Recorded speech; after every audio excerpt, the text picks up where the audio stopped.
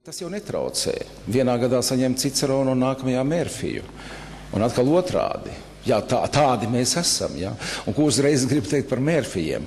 Tas drusku latviskajā sabiedrībā ir tā, ka tas ir kāds nosodījums vai bezmaz prokuroru cienīgs tāds nepārsūdzams kāds spriedums. Nē, tas tā nav. Drīzāk tas ir tāds virziens, kura žūrija gribētu parādīt citiem cilvēkiem un tieši publiskās sfēras censoņiem, kurā nevajadzētu varbūt iet. Pavērtēt sevi, ne tik daudz to, kurš saņem Mērfija titulu. Cicerona balvas tradīcija ir tāda, kā balvas saņēmējs no simboliska kausa atrod savu nākotnes vēlējumu. Jā, jūs varat izvēlēties vienu no citādiem, kur komentēt. Un tātad. Man laimējās. Likuma klusē, kad ieroči šķīn Ciceronis. Likuma klusē tad, ja tie sabiedrībā nedarbojās. Un katra mūsu ziņā ir, lai tie darbotos. Jā. Jā, tas ir izdevums, zinām vērā bibliotēkas rēkums, bet galvenais, lai Brisele neaizmirst arī par zinātņu valstu. Latvijā zinātnē ir mazs valsts, bet mēs ceram uz Brisele. Tiešām. Latvijas valsts ir cēlusi Latvijas Nacionālo bibliotēku 25 gadus. Bet Latvijas Nacionālā bibliotēka cēlus Latvijas valsti gadu desmitiem un arī simtiem. Arī tavs montāns varētu paldies.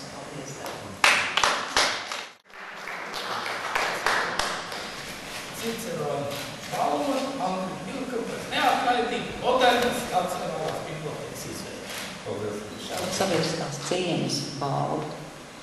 Latvijā ir dažādas žūrijas un ekspertu komisijas, kas piešķir balvas un titulus un godrakstus, bet cieņa ir balva, kuras iegūšanai ir nepieciešams laiks, uzticamība, neatlaidīgs darbs un sirdsapziņa.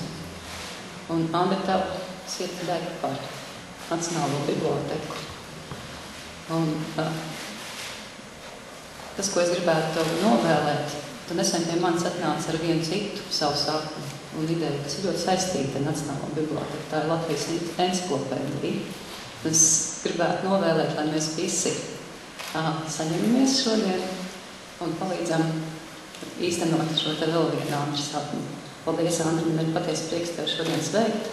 Sakarā ar balvas saņemšanu, apliecinot ne tikai sabiedrības, bet arī kultūras nozares dalībnieku un arī manu personīgo cieņu. Patiesības klausām, varbūt tur būs, nezinu, viņš ir speciāls sajaucis.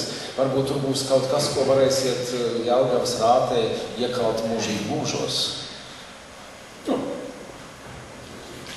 Mūsdienās nekam nav tik liels tautas atbalsts, kā tautas valnieku lamāšana.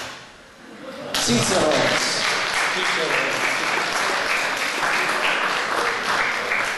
Jums gan ir laba roka. Jā.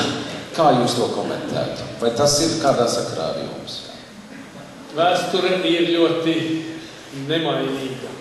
Jūs varētu no vienas puses nosaukt par starplaikmetu un starpkultūru cilvēku. Multikulturālās Latvijas savā ziņā simbola.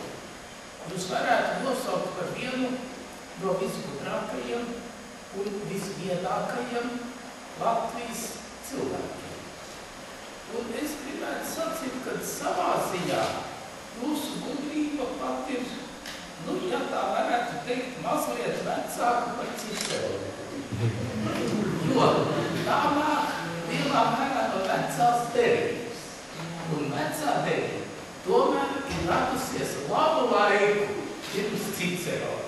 Man ir tas prieks un gods sveikt Ābramu ar Ciceronu balvu. Un viņš to ir pelnījis. Ābramam ir brīnišķīga īpašība. Viņš labprāt dalās ar savām zināšanām, ar savām idejām, ar savām domām, un to sevišķi izjūta Latvijas dokumentālists 70. gados. Kā piemēram es varētu pieminēt tādu epizodu. 1977. gadā Latvijā tika sarīkotas kinodokumentāras teorētiskā konference. Tad konferencē piedalījās Latvija, PSRS Republikas un Austruma Eiropa.